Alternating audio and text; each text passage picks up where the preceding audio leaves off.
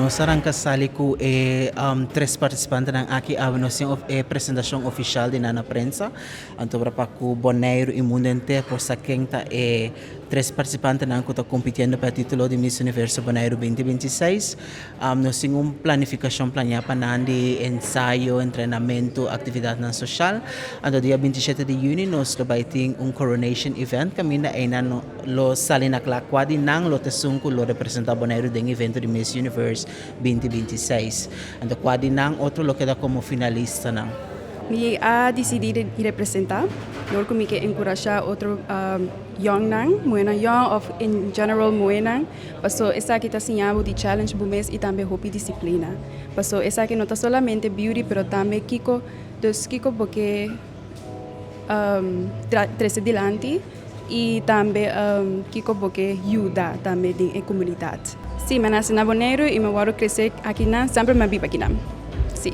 Me estoy supermente contento de que this is a new journey and a new challenge for me. So I cannot wait. I'm so excited. Mi haciele más para un challenge para mí mes. Paso mi saco mi de un problema public speaking no pierle.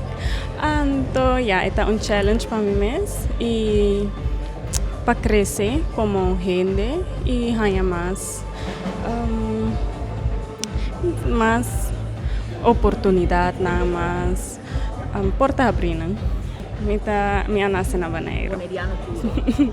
Quero mandar mensaje para tur dama nang young damitas nan tambe para jis ter coragem step up para bomes passar a barreira de medo é que buting tá mais confidente mais confiável dem bomes não laga nenhum ende que brabo não laga nenhum ende bisabo que buno por algo sempre querer dem bomes anto go for it.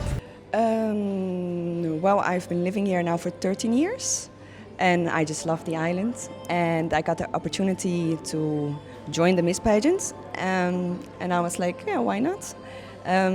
Because for me, Bonaire is really a choice that I made to come and live here because I love the people, I love the island, I love the culture, I love everything about it. So for me to represent the island is such an honor